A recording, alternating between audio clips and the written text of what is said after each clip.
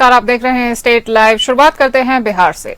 बिहार के मुख्यमंत्री नीतीश कुमार ने प्रगति यात्रा के चौथे चरण में जमुई जिले के आदर्श महिला थाना परिसर में 890 करोड़ रुपए की कुल 74 विकासात्मक योजनाओं का रिमोट के माध्यम से उद्घाटन एवं शिलान्यास किया। मुख्यमंत्री श्री नीतीश कुमार ने जमुई जिला में विभिन्न जगहों पर विकासात्मक योजनाओं का जायजा लिया। इस दौरान मुख्यमंत्री ने खैरा प्रखंड के लघुआर मंदिर का हवाई सर्वेक्षण भी किया। हवाई सर्वेक्षण के बाद वे ढांवाड़ार ग्राम में बने हेलीपैड पर उतरे और इसके बाद मुख्यमंत्री ने गरही डैम में जलाशय विकास योजना के अंतर्गत केस कल्चर का निरीक्षण किया। मुख्यमंत्री ने प्रस्तावित अपर किऊल जलाशय योजना के विस्तारीकरण और पक्कीकरण का और प्रस्तावित गरही लघुआर सड़क और पुल योजना का स्थलीय निरीक्षण भी किया। इस दौरान मुख्यमंत्री ने अधिकारियों से विस्तृत जानकारी भी ली। मुख्यमंत्री ने गरही डैम के पास इको पर्यटन स्थल को विकसित करने के लिए प्रस्तावित स्थल का निरीक्षण किया। इस दौरान मुख्यमंत्री ने कहा कि इसे इको पर्यटन स्थल के रूप में विकसित करें और इसका बेहतर ढंग से सौंदर्यीकरण कराएं ताकि यहां आने वाले लोग पर्यटकीय सुविधाओं का लाभ उठा सकें। मुख्यमंत्री ने आदर्श महिला थाना परिसर में नवनिर्मित अनुसूचित जाति और अनुसूचित जनजाति एवं महिला थाना का फीता काटकर और शिलापट्ट अनावरण कर उद्घाटन किया और नवनिर्मित थाना भवन के विभिन्न भागों का निरीक्षण कर वहां की व्यवस्थाओं की जानकारी भी ली। इसके बाद मुख्यमंत्री ने 554.54 लाख रुपए की लागत से राजकीय महिला डिग्री कॉलेज जमुई का शिलापट्ट अनावरण कर उद्घाटन किया। मुख्यमंत्री ने राजकीय महिला डिग्री कॉलेज के विभिन्न भागों का जायजा भी लिया और इसके संबंध में उन्होंने जानकारी ली। मुख्यमंत्री ने ग्राम शिखरिया के मॉडल आंगनबाड़ी केंद्र के उद्घाटन का निरीक्षण किया और बच्चों से मिलकर उनका उत्साहवर्धन भी किया। मुख्यमंत्री ने ग्राम सोनपे में 9.90 लाख रुपए की लागत से बने खेल मैदान का उद्घाटन किया। मुख्यमंत्री ने खेल मैदान के बगल में 35.5 लाख रुपए लागत से जल जीवन हरियाली अभियान अंतर्गत निर्मित तालाब का शिलापट्ट अनावरण कर उद्घाटन किया। इसके बाद मुख्यमंत्री ने ग्राम सोनपे में 467.76 लाख रुपए लागत से नवनिर्मित संयुक्त श्रम भवन का फीता काटकर अनावरण किया और इसका उद्घाटन भी किया और इसके विभिन्न भागों का निरीक्षण किया। आपको बता दें कि इसके अलावा जमुई जिले में लोगों की मांगों के संबंध में कई घोषणाएं भी की। ग्राफिक्स के जरिए हम आपको समझाते हैं कि क्या घोषणाएं की। अपर किऊल जलाशय योजना का विस्तारीकरण एवं इससे निकलने वाली नहरों का पक्कीकरण किया जाएगा। इससे स्थानीय किसानों को सिंचाई में सुविधा मिलेगी। गरही डैम का इको टूरिज्म के दृष्टिकोण से विकास किया जाएगा। इससे पर्यटन को बढ़ावा मिलेगा तथा स्थानीय लोगों को रोजगार मिलेगा। गरही से लछुआर जाने वाली सड़क पर किऊल नदी पर पुल का निर्माण किया जाएगा। इससे लछुआर जाने वाले पर्यटकों को काफी सुविधाएं मिलेंगी। गिद्धौर स्टेडियम का पुनः निर्माण किया जाएगा। गिद्धौर प्रखंड मुख्यालय में पूर्व से निर्मित स्टेडियम काफी पुराना एवं सुविधाहीन है, जिसके पुनः निर्माण से युवा खिलाड़ियों को प्रोत्साहन मिलेगा। जमुई प्रखंड मुख्यालय से सटे पतनेश्वर धाम को पर्यटन के दृष्टिकोण से विकसित एवं सौंदर्यीकरण इसका किया जाएगा और इससे पर्यटकों एवं श्रद्धालुओं को काफी सुविधाएं मिलेंगी। हरनारायणपुर चौरा पथ से सिकेरिया गांव तक सड़क एवं पुल बनाया जाएगा। इससे लोगों का आवागमन में सुविधा मिलेगी। बरहट प्रखंड के ढांडा पंचायत में नदी पर दुर्गा मंदिर से पमैया तक पुल का निर्माण किया जाएगा। इससे लोगों का आवागमन में सुविधा मिलेगी। बरनार जलाशय योजना की पुनः समीक्षा कर नए सिरे से योजना के क्रियान्वयन की कार्यवाही भी की जाएगी। यह योजना लगभग 50 साल से लंबित है। इससे स्थानीय किसानों को सिंचाई की अतिरिक्त सुविधा उपलब्ध कराई जाएगी। जमुई जिले के चकाई में महाविद्यालय यानी डिग्री कॉलेज की स्थापना की जाएगी। इससे छात्र छात्राओं को उच्च शिक्षा के लिए बाहर नहीं जाना पड़ेगा। जमुई जिले में चकाई, जमुई सदर एवं सोनोकुल 3 प्रखंडों में नए प्रखंड से अंचल कार्यालय भवन तथा इस्लाम नगर, अलीगंज, बरहट एवं गिद्धौर कुल 3 प्रखंडों में प्रखंड से अंचल कार्यालय से आवासीय परिसर का निर्माण भी कराया जाएगा। जमुई शहर के पास एक स्पोर्ट्स कॉम्प्लेक्स का निर्माण कराया जाएगा, जिसमें शूटिंग रेंज भी शामिल होगी। इससे खेलों को भी प्रोत्साहन मिलेगा।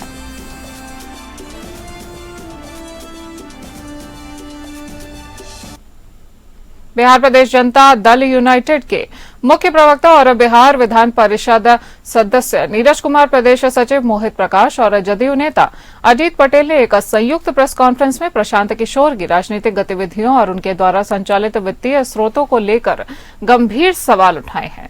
इस दौरान उन्होंने प्रशांत किशोर की पार्टी जनसुराज और उसके संचालन पर कई अहम बिंदुओं पर चर्चा की है। नेताओं ने संयुक्त रूप से कहा है कि प्रशांत किशोर अपनी राजनीतिक यात्रा में असत्य बोल रहे हैं। वे खुद को एक राजनीतिक रणनीतिकार और जनसुराज पार्टी के संस्थापक के रूप में प्रस्तुत करते हैं, लेकिन उनकी हालिया गतिविधियां और उनके वित्तीय स्रोत सवाल के घेरे में हैं। बिहार की जनता के लिए यह जानना बेहद आवश्यक है कि उनकी पार्टी में करोड़ों रुपए का निवेश आता कहां से है। उन्होंने यह भी आरोप लगाया कि प्रशांत किशोर ने अपनी राजनीतिक पार्टी के नाम पर कई गड़बड़ियां की हैं। जनसुराज पार्टी की स्थापना 28 अगस्त 2023 को हुई, जबकि इसका औपचारिक ऐलान गांधी जयंती 2 अक्टूबर 2024 को किया गया था। इस दौरान प्रशांत किशोर ने कहा कि पार्टी के पास कोई वित्तीय कमी नहीं है, जबकि पार्टी के अति पिछड़ा प्रकोष्ठ के प्रदेश अध्यक्ष रामबली सिंह ने कहा कि पार्टी का बैंक खाता ही नहीं है। यह विरोधाभास दर्शाता है कि पार्टी में वित्तीय गड़बड़ी है। नीरज कुमार का कहना था कि यह पहली राजनीतिक पार्टी है जो एक कंपनी द्वारा संचालित की जा रही है। प्रशांत किशोर और उनका संगठन लोकतंत्र को खतरे में डाल रहे हैं। जनसुराज पार्टी को Joy of giving global foundation से फंडिंग मिल रही है, जो कंपनी एक्ट के तहत रजिस्टर्ड है। यह चैरिटेबल फाउंडेशन के नाम पर राजनीतिक गतिविधियां चला रही है, जो टैक्स अनियमितता के एक बड़े मामले को जन्म देता है। इस फाउंडेशन के वित्तीय लेन देन में भी गंभीर अनियमितताएं पाई गई हैं। फाउंडेशन ने 2023 से 24 के दौरान 48.75 करोड़ डोनेशन प्राप्त किया है, जो विभिन्न कंपनियों से आया है, लेकिन इन कंपनियों की पूंजी से कहीं अधिक राशि डोनेट की गई है। यह गंभीर सवाल खड़ा करता है कि क्या यह डोनेशन सही तरीके से किया गया था या इसमें कोई गड़बड़ी थी। उधर ये कंपनी कौन है? उर्मिका इंटरप्राइजेज लिमिटेड ने 20 लाख रुपया जो बोरिंग किया आपको दिया, ये कंपनी का डायरेक्टर कौन है? कंपनी कहां है? यह आप नहीं बताइएगा तो हम तो बता ही देंगे। आपका पर्चा आपका उखाड़ देंगे इस हेरा फेरी का। मान्यवर, अब चलिए आगे। अब ये जॉय ऑफ ग्लोबल फाउंडेशन को 23-24 में 48.75 लाख 48 लाख रुपया डोनेशन के रूप में, जो 13 कंपनियों के रूप में दिया गया और एक व्यक्ति के रूप में भी दिया गया है। वो 13 कंपनी कौन कौन आपको दिया, जरा सा उसका नाम बताइए प्रशांत किशोर जी। 23-24 में ग्लोबल फाउंडेशन को 48 करोड़ 75 लाख रुपया जो डोनेशन के रूप में मिला है, वो 13 कंपनियां कौन है, कहां है, उसका बैलेंस शीट क्या है, उसका आय व्यय कितना है, लाभ कितना हुआ, डोनेशन कितना दिया। प्रशांत किशोर जी, इसका पूरा ब्यौरा आप उपस्थापित करिए। प्रधानमंत्री नरेंद्र मोदी का भागलपुर में प्रस्तावित कार्यक्रम होने वाला है। प्रधानमंत्री के प्रस्तावित कार्यक्रम को लेकर बिहार सरकार ने एनडीए घटक दलों के साथ स्वास्थ्य एवं कृषि मंत्री का एक अहम बैठक की है। स्वास्थ्य एवं कृषि मंत्री मंगल पांडे का एनडीए घटक दलों के साथ तिलका मांझी भागलपुर के वृंदावन हॉल में एक अहम बैठक की गई, जहां एनडीए घटक दलों के सभी जिला अध्यक्ष, स्थानीय विधायक ने बैठक में हिस्सा लिया। स्वास्थ्य एवं कृषि मंत्री मंगल पांडे ने बैठक को संबोधित करते हुए कहा कि आगामी 24 फरवरी को प्रधानमंत्री नरेंद्र मोदी एवं बिहार के मुख्यमंत्री नीतीश कुमार, बिहार के राज्यपाल का आगमन होगा। कार्यक्रम में पीएम 1 लाख से अधिक किसानों को संबोधित करेंगे। प्रधानमंत्री नरेंद्र मोदी द्वारा किसान निधि योजना को पूरे देश में जारी किया जाएगा। प्रधानमंत्री नरेंद्र मोदी भागलपुर से राष्ट्रीय स्तर पर भागलपुर के साथ देश के सभी राज्यों में आयोजित राज्यों के मुख्यमंत्री का कार्यक्रम में भागलपुर से लाखों किसानों को संबोधित करेंगे, जिसकी तैयारी को लेकर एनडीए के सभी घटक दलों के साथ बैठक की गई। वहीं भागलपुर पहुंचे बिहार सरकार के स्वास्थ्य एवं कृषि मंत्री मंगल पांडे को एनडीए घटक दलों द्वारा भव्य स्वागत भी किया गया।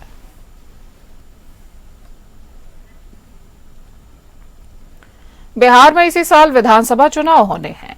चुनाव का समय जैसे जैसे नजदीक आ रहा है, सियासी पारा वैसे वैसे चढ़ता जा रहा है।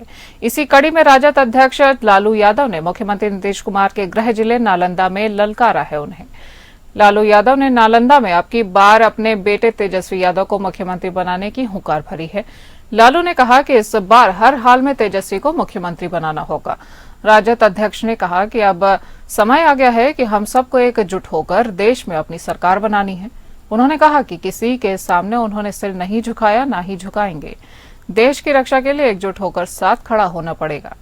बता दें कि तेजस्वी यादव बिहार में कार्यकर्ता संवाद यात्रा पर निकले हुए हैं, तो वहीं अब लालू प्रसाद यादव भी उनके समर्थन में लोगों से महागठबंधन की सरकार बनाने की अपील कर रहे हैं। इसी कड़ी में लालू यादव नालंदा के इस्लामपुर पहुंचे थे। यहां उन्होंने कृष्ण वल्लभ प्रसाद की 24वीं पुण्यतिथि के मौके पर आयोजित कार्यक्रम में शिरकत की थी। इसी दौरान लालू यादव ने मुख्यमंत्री नीतीश कुमार की सरकार को उखाड़ फेंकने का संकल्प लिया।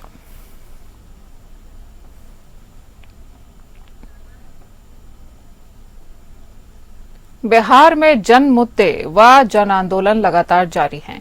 इसी बीच प्रमंडल स्तरीय बदलो बिहार समागम कार्यक्रम को लेकर मुख्य वक्ता कॉमरेड दीपांकर भट्टाचार्य भागलपुर पहुंचे।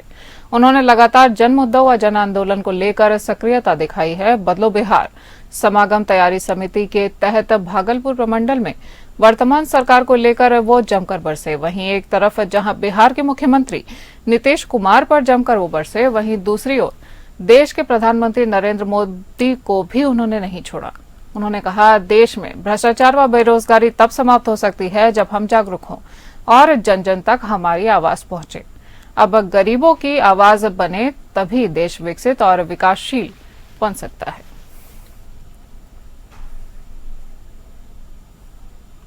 मुंगेर जिला जल और स्वच्छता समिति की ओर से जमालपुर के बांक पंचायत अंतर्गत सिद्धि पोखर में WUSP योजना के तहत जल स्थितीकरण तालाब का निर्माण कराया गया है, जो समूचे राज्य में पहला जल स्थितीकरण तालाब है।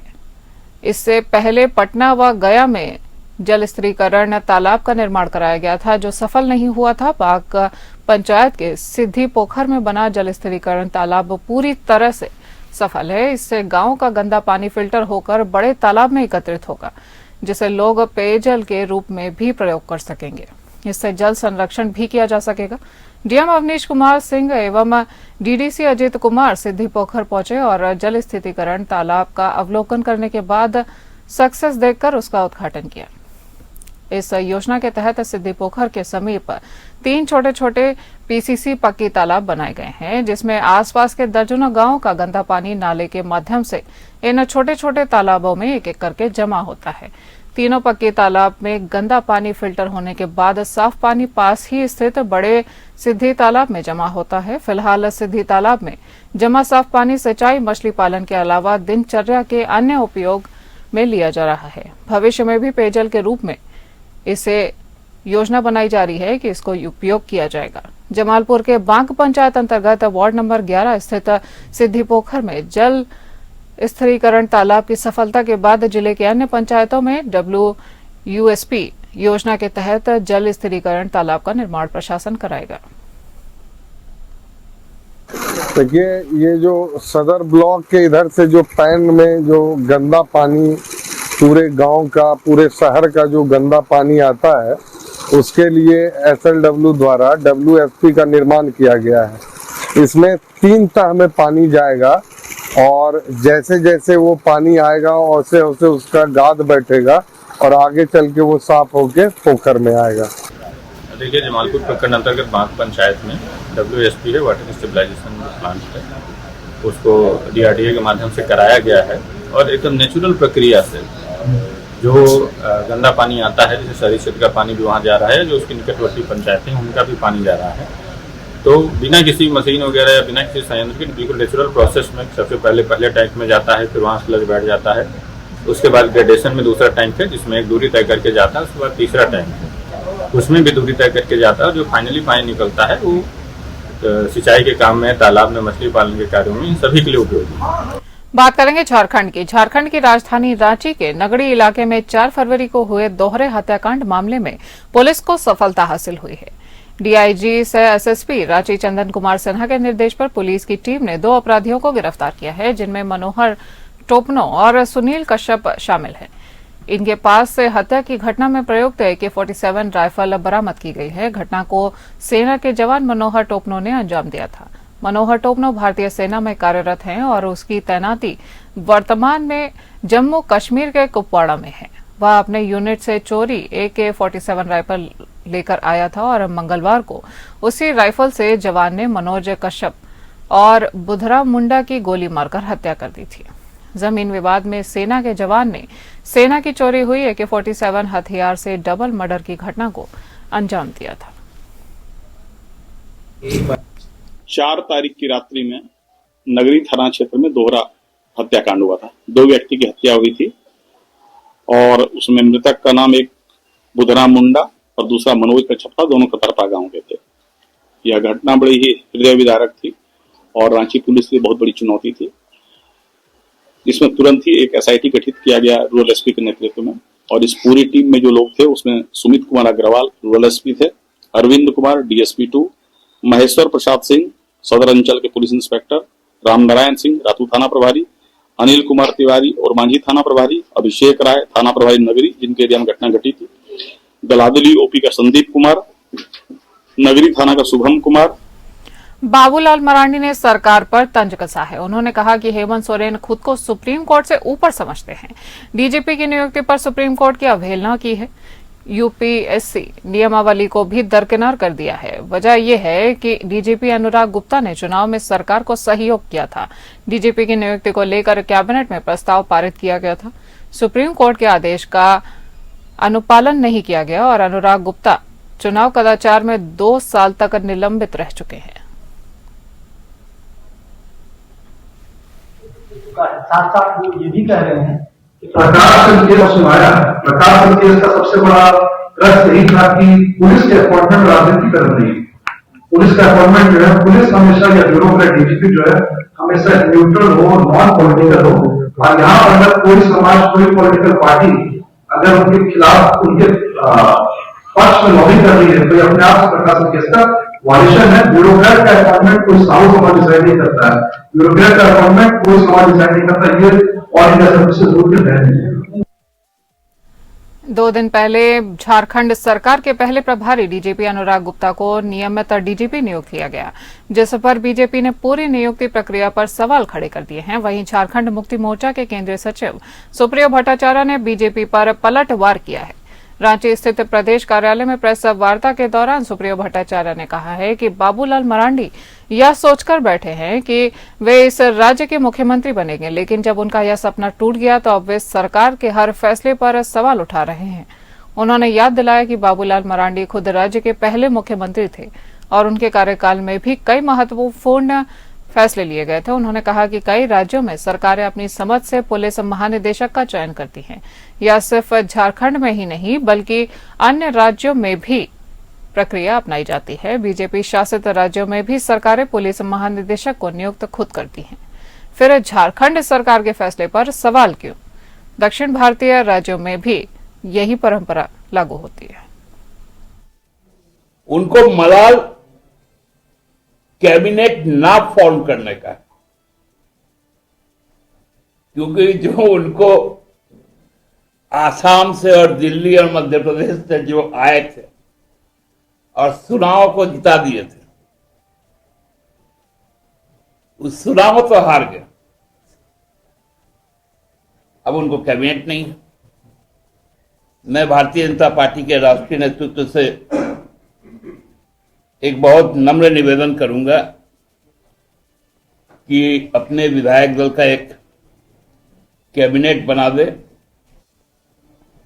और विपक्ष के तरफ से बाबूलाल जी को या CP सिंह जी को या चंपई सोरेन जी को मुख्यमंत्री बना दे। भाजपा के प्रदेश प्रवक्ता अजय शाह ने DGP अनुराग गुप्ता के समर्थन में झामुमो द्वारा दिए गए बयान पर प्रतिक्रिया देते हुए कहा कि झामुमो के प्रवक्ता मूल मुद्दों पर जवाब देने की बजाय केवल बाबूलाल मरांडी पर व्यक्तिगत कटाक्ष करते हैं।